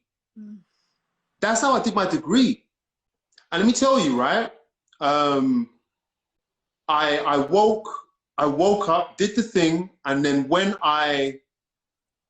the kids woke up and I did the breakfast, and when they were going to school, they were getting up at 7:30. Yeah. So I had to get up. I had already done what I had to do. Yeah. The rest of it is just cherries. Yeah. Go ahead, sis. No, but it's a really valuable point that you're making, because I believe that how you start your day can set the tone for your day. So what I try to do is help my clients get into healthy habits that are conducive to the success that they want. So let me stop reading. So yeah. Okay, so we've done the gratitude. I've started my day giving thanks, giving praise. I'm grateful for, even if I'm having a bad time, there's always something that I can find to be grateful for. And as I focus on what I'm grateful for, I attract more things to be grateful for into my life. My eyes are opened to more things that I am to be grateful for, and I have better days. The final thing that I'll add on this point is visualization. Now, this is not some new age type of nonsense. I believe that this is all about faith. And there's a little saying that says, you've got to see it before you see it, or you'll never will see it. Wow. You've got to see it in your mind's eye before you see it through your literal eyes. Otherwise you'll never see it. What does that mean? Recently I did a vision board workshop where I got the 10 people who joined the workshop to imagine what sort of life that they want to live, imagine what they want to achieve. 2020 has been a rough year for many people, and some people feel like they need to perform a hard reset to get back on track and get back into alignment with what it is they're trying to achieve in this life. And so part of that process, I believe, was creating a vision board. And someone asked me in the group, you know, what is the vision board ritual? Like, how do we actually do it? So I suggested to them that this is what you can do. Take out 5 minutes out of your day to look at your vision board. But don't just look at it through your literal eyes. Look at it in your mind's eye. So if you've got a picture of a new house on your vision board, I want you to take a moment, close your eyes, and I want you to see yourself, again, activate your imagination now, and I want you to see yourself walking into that new house. I want you to touch the walls and see what sort of texture it is. I want you to go into the kitchen and I want you to smell what's coming out from the oven. You need to engage your senses in order for it to become real. Because here's what happens when you activate your imagination, when you get into, when you start to see things in your mind's eye, that is when your vision becomes so real. It gives you the drive and the determination to go for it, even during the times when you don't feel like it. And you're human, you're just like me. So I know that there'll be days when you wake up and you can't be bothered. That's just how it is. However, when your vision is so clear and your why, the reason why you've got to get this is so strong, you will be able to overcome the challenges, the challenges that are bound to be in your path, and make it happen. And so, you know, these 3 things are some of the ways that I changed my mindset. Also, I was intentional about what I was reading. I made sure that I read books and I read content that was edifying, that was uplifting, and that was empowering. I decided that I would cut down on the type of content that I might have been watching that was just foolishness and Such as entertainment. So I remember, I remember, and you know, I'll say this, I don't feel no shame. I'll say it. I'll never forget, there was a time when I first had Rianne. Rianne's going to be 8 tomorrow, so we're talking about a good 8 years ago, or thereabouts anyway. Maybe. There was a TV show on called Scandal. And you know how it is when you have a newborn and they're up every couple of hours. And so I remember it was so bad, Curtis. I'll never forget one day, this is when I was with parents, it's all right, he's fine. I remember one day, and this is the baby now. But one day I remember I decided, you know what? This is so good. I'm watching it all. Yeah, I'm going to watch it all tonight. So I have a baby in my arms. She's awake, then she's asleep, then she's awake, and then she's asleep. But all night, I'm glued to this TV. Me and my sister Danielle, we must have watched like a whole season in one night. I realized, you know, again, I had the luxury of doing that because I had a baby who just practically slept, went on the breast, and that's it. And then I checked, that's it. But I realized that me filling my mind with this sort of, yes, that's the word, binge watch. That's what I was doing. Me doing this was not actually bringing me any closer to what I actually wanted for my life. I was, in effect, just numbing myself, wasting time. And when I didn't watch the whole thing, just one season. Like, that's any better. Once I realized, you know, there's a quote somewhere and it says, the problem is you think you have time. That's the problem. Is we think we have time.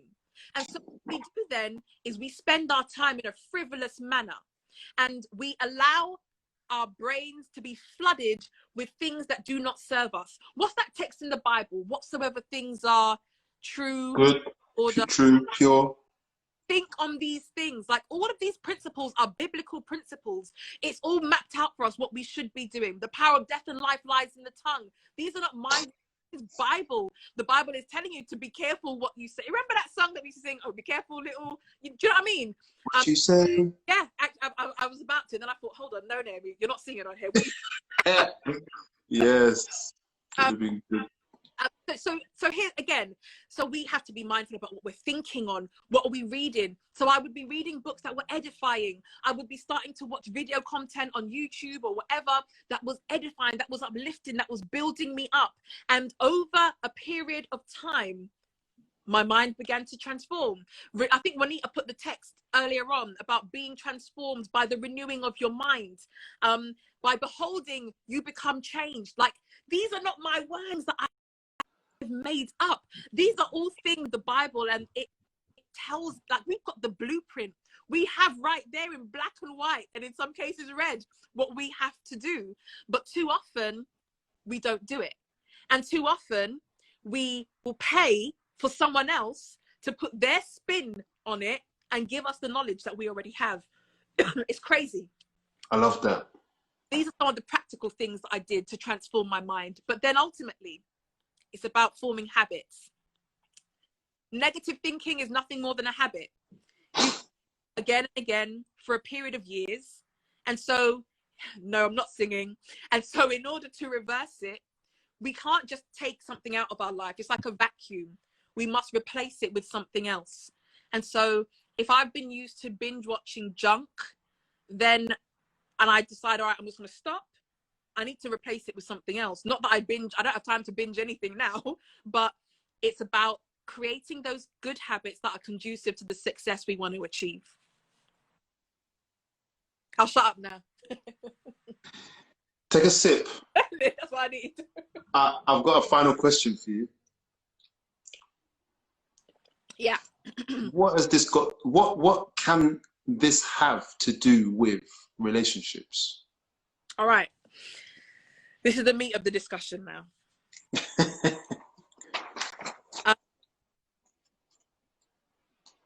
You mentioned past failure and yeah stuff like that. I want to go back a little bit to where I told you that one of my clients mentioned that she believed she was not deserving of success. And that was the reason why she had great idea after great idea, had these wonderful concepts, but always failed to launch. She was always launching, but she never launched. Wow. And when we went through the coaching process, we were able to discover that it was simply because she did not believe she deserved success. And it came about as a result of some sort of childhood experience, some sort of childhood trauma. And I'm not using that word flippantly. I'm using it very intentionally. Sometimes we don't recognize the power that our words have over our children or over people that we have influence over. This is why it always pays to just be kind. You just don't know what people are going through. And honestly, if you ain't got nothing nice to say, shut up. Because we don't understand how we're killing people with our words sometimes. Mm-hmm. What happens if you don't believe that you deserve love? That you don't deserve to be loved? What if you believe that love or a successful relationship simply isn't your portion? What if the thoughts or the memories of past failed relationships become so strong that they prevent you from opening yourself up to ever experience that is either to give or to receive love again? I will put it to you that some of us are in that situation. And for some of us, that's the reason why we will get into a string of maybe toxic or damaging relationships that end in destruction. So yeah, memory. We have that muscle memory. Sorry, I was reading what Kashinda was saying. Do you know what? Go back. Let me just brush on this a second, just to summarize and make clear what you're talking about. Our experiences, both in past and negative experiences within the relationships that we're in, because we ponder on or embrace that experience or are traumatized by it, it affects how we function. I don't want to add to what you're saying. Absolutely. So carry on. I've got a lot to say, but please, it's you. No, well, I'm happy for you to chime in, because what you're saying is not in conflict with what I believe or what I'm saying. So what? And I'm following you still. So he let me down once before. Therefore, I have a reaction to every time he hugs me or she hugs me. How about this, Curtis? Go on. My dad let me down. My mum let me down. Now I can't trust women. And now I can't trust men. And sometimes I'm not even conscious of it. But that's really the hurt that needs to heal is the hurt that I experienced from the person who was supposed to love me the most. And so now, I don't know if I can really accept this thing called love from you, because you might be just like my mum, or you might be just like my dad. So it's not even just about the person who you might be with or thinking about getting with, letting you down. Sometimes it's that muscle memory, that emotional memory. Let me give you an example of this. Come on.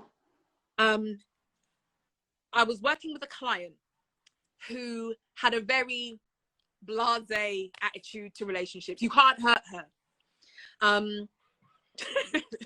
Shay's making me laugh. You can't hurt her. Like, it doesn't matter. You can, a man could do whatever and she doesn't care. It's not that deep. And so I remember speaking to her and asking, where did this whole I don't care thing come from? Because you obviously do care, because you're talking to me now and you're crying. So this hurts you. But the face you put onto the world is, I don't care. Where did it come from? And, I asked that, we asked a number of questions, and we got deeper. We pulled off the layers. We peeled them all back, and we got to the point. She says her earliest memory of disappointment was her dad promising to come and pick her up next Friday. And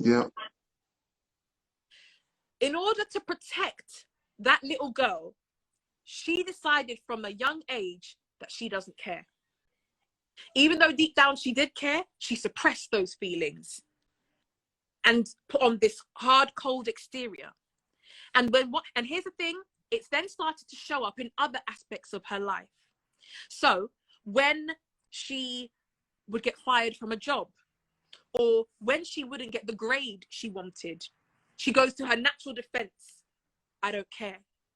She does care, but she's got emotional memory from something that happened more than 20 years ago that still prevents her from opening up to ever experience any full emotion again.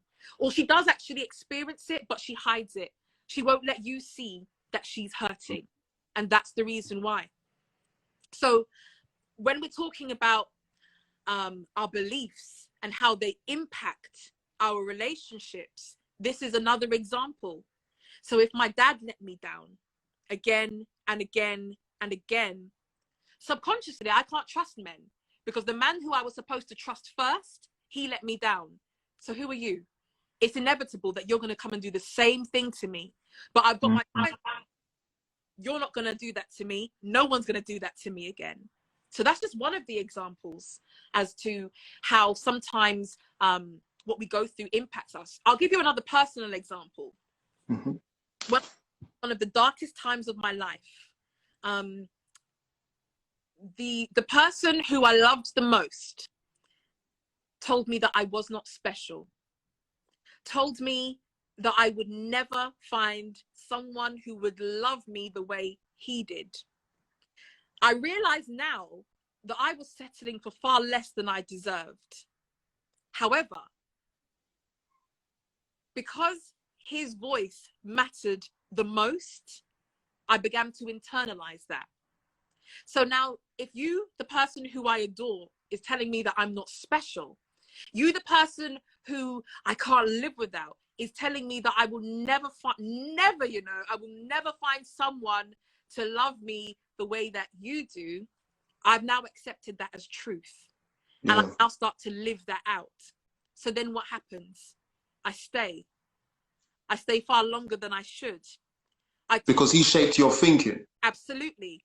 Again, what's happened? It's now become a dominant thought. It's been a seed that has been planted, and now it's starting to take root, and it can only grow what it is. In fact, it can only grow because you're nourishing it. Absolutely. With attention. I'm giving it the right conditions on a daily basis. And so as a result, I get into situations and circumstances, and I go through pain that I really have no business experiencing, but it's because of what I believe. Then the healing process. So now, you know, there is an emancipation of sorts, no longer in that situation. However, that memory is still there. So now, when the next Mr. comes along and does something that is even remotely similar, it's a trigger. I'm set off. My defenses go up. Back off. You can't come that close. You're not allowed here because of what that person did to me. Therefore, like, it was so painful, I don't ever want to go through it again. I'm not even going to let you get close. Now, I know your platform is this is marriage. I'm not married. I have never been married.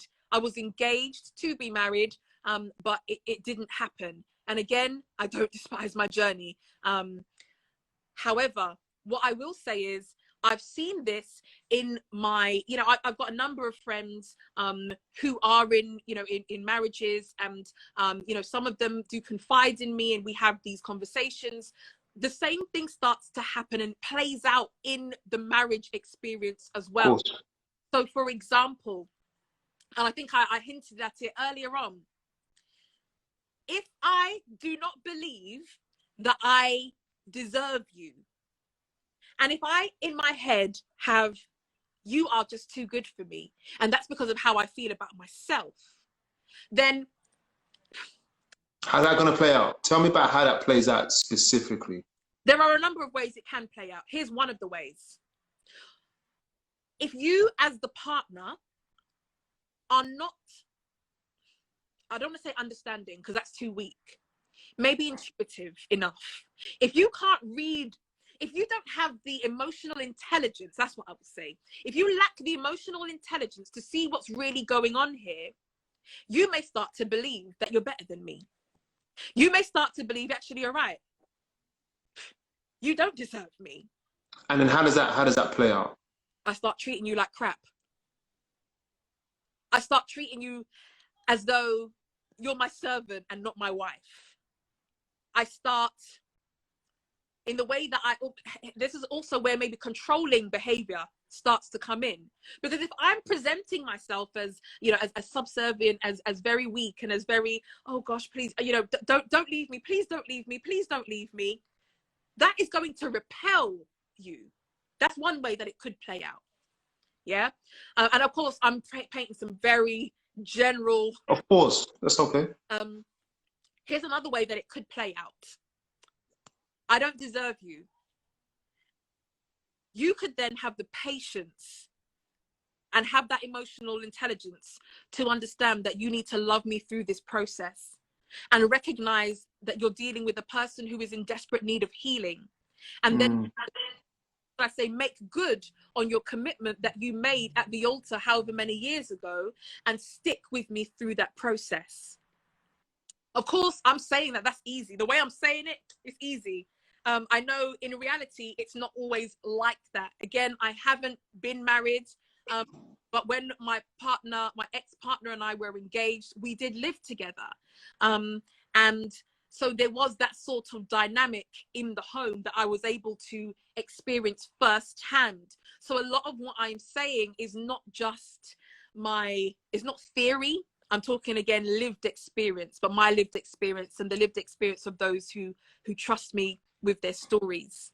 When I don't believe in myself, I can also find myself in damaging relationships, in relationships where I'm being taken advantage of, in relationships where I feel as though I must overcompensate for my apparent lack of whatever that thing is. Maybe then, and this is something that happens quite frequently, I can't talk about marriages so much, but definitely in the context of relationships, that I will then maybe start comparing myself to your ex. And you know, and that then starts to become very, very dangerous and potentially very toxic. When I start to, they say that comparison is the thief of joy, and I strongly do believe that. And when I then start, if I feel that I have what it takes to make a good partner, or to make a good mother, or to be able to, you know, to create a good, happy home, then it's almost as like it's a self-fulfilling prophecy. Why? Because the one who thinks they can and the one who thinks they can't are both right. Again, it doesn't matter what all the, like, I don't, you know, however many people are on here watching this, and they can have their opinions and they can say, yeah, this is wonderful, but guess what? If I come off this and I think, oh, Naomi, you idiot, you spoke crap.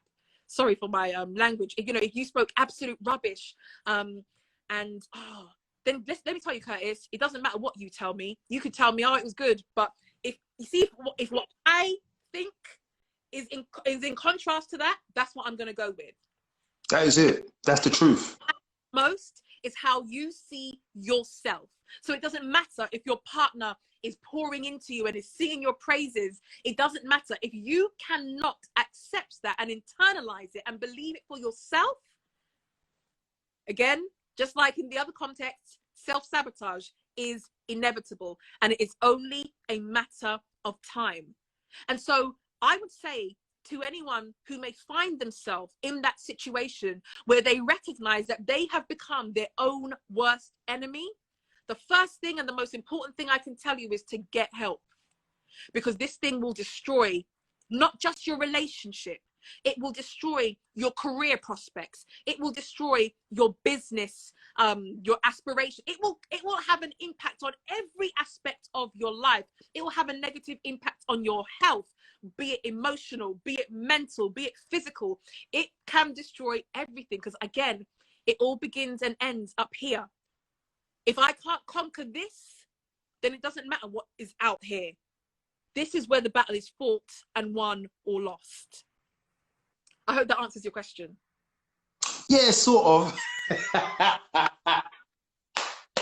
Listen, you're killing us, man. I mean, I'm listening, and listen. Let's pause a second. I'll say it again. Guys, don't just listen. This is to be lived. I want to say this as well, because we've got 10 minutes left, so we don't have to spend it. But listen, 2 things you can do. Naomi's gone preach, so she's had to be fanning herself. It's that deep, right? It's the lights. It's the lights. They're making me sweat. Okay. You've got to start living what you heard tonight. There is no need for you to just go back to what you were doing. That's not working.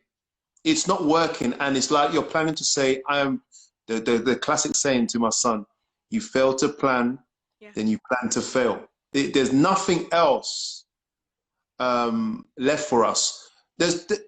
Sorry, go ahead. Let me say something. I don't know every single person who's watching this, whether live or on the replay. You may have formed habits that have become so deeply entrenched over a period of years. Yeah. And you may feel stuck in order, you may feel stuck in the place that you're in. You might recognize that, you know what, I'm in a toxic environment, or do you know what, my own head is a toxic environment. Here's what I will say, and I say this to every single one of my clients. You have been living this way for X number of years. Please manage your own expectations. It is impossible. Yeah, it is impossible to think that you have been doing this way of life, way of thinking for more than 20 years, and then by overnight, tomorrow or 2 weeks time, that you're going to be able to turn around and be at a completely different destination and get rid of that stinking thinking, or whatever you want to call it. It don't work like that. It does not. There's two things I want to say. Number one, focus on the resolve and not on the results. What do I mean by that? The resolve is about doing the things that you know you are supposed to do. We are in a world where we're really interested in instant gratification. I was talking to one of my clients who said, if she goes to the gym for 2 weeks and she don't see them abs coming, she's done. Yeah. Don't work. Yeah. We want this instant gratification. We've got this microwave-like society. Hello, David. And the beautiful thing about this is, and I just really want to echo Curtis's sentiments right now when he's talking about living this. You are not going to get the immediate results tomorrow. However, what you can do overnight is turn around and change your direction. You can't get to a new destination overnight, but you absolutely can start doing something differently from tomorrow that is conducive to where it is that you're wanting to get to. So if I have been using my mouth to speak death over my situation, over my marriage, over my relationship, if I keep telling myself, this is never going to work, or I'm never going to find someone to love me the way that I deserve. If you keep telling yourself that, it's a self-fulfilling prophecy. Here's what you can do. Simply decide to replace that with something else. You can affirm on a daily basis, my marriage is getting better and better. My relationship is growing stronger. You have to say it. You have to say it. It's not enough to say it in your mind. You have to say it out of your mouth. Shout it out. Tell her to come see me. Yeah. And I think I might have to do that because she ain't having it. Two sessions, and she said, nah, it ain't working. It ain't for her. But the point is that despite how far gone you feel you may be, you have the capacity, you have the strength to turn it around. And it simply starts by making a different decision. And then how does that become a habit? By doing it again and again. Watch your thoughts, for they become your words. Your words become your actions, the things you do. Your actions become your habits. Your habits become your character. And your character becomes your destiny. You can transform your life, your marriage, your relationship by simply renewing your mind, but then taking the necessary action to make it so that you are moving in the direction that you want to be. And here's the thing, it might take a week, it might take a month, it might take a year, it might take 10, but I promise you, if you keep one step after the other, even if you're on your hands and your knees, figuratively speaking, and you're crawling, you will eventually get there. All right, Naomi, listen, man. Human beings can only take so much, you understand? And I mean, no, you've given us life. I just want to take a moment to make sure that people know where to go to get support and help. I wanted to make sure we've got 4 minutes left. I want to make sure that we know where to go. Okay. Lest we go into a third session. All right. Naomi_empowers. She is a transformational coach and a consultant. If you want to start turning things around, just visit and follow the page on Instagram. Is that free of charge? And here's the thing, talking about free of charge, there are a number of things that I do offer for free. Yes, I do have paid services. I'm running a business, but I also do recognize that not everyone has the financial power to be able to afford everything.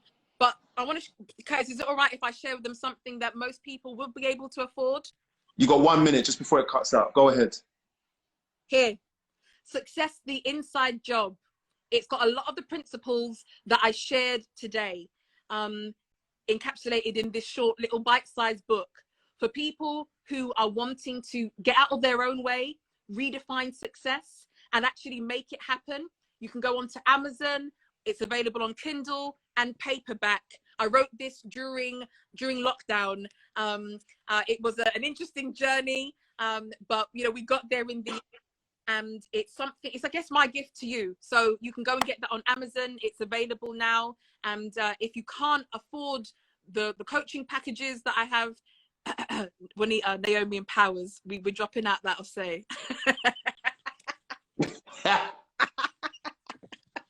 No, but yeah, all jokes aside, yeah, this is what I do. I spend my life trying to add value to other people's lives, to help them get unstuck and move them from where they are to where they ultimately want to be. So thank you, Curtis, for tonight. I've enjoyed this. Oh, look, guys, I'm gonna put her handle here. See it there?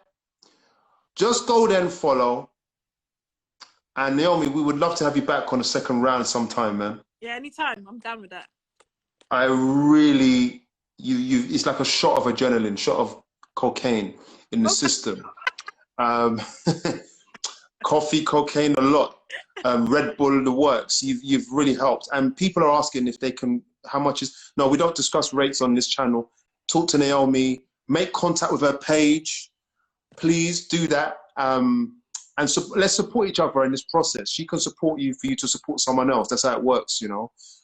This was amazing, Naomi. I got a feeling that the time's going to kick in any second. So I'm like, I'm rushing through because I know we broke off early on the last session. But thank you. You're welcome. My pleasure. Yeah. And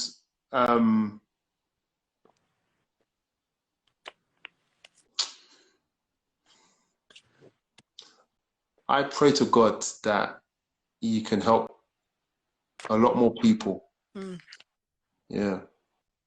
And as a black woman, as a single black woman, you are more than welcome on this channel. This channel is about people. We're looking at rebranding anyway. We've got 20 seconds left. All right. And it's for people like you to edify us. We are edified by whoever. We appreciate it, guys. Please subscribe to our page again. And we're going to see you soon. We'll see you next week. We've only got one show this week. Naomi, thank you for your time. Welcome. I've got 10 seconds left. I'm squeezing it in. Take care, guys. Everybody, God bless you all. Bye.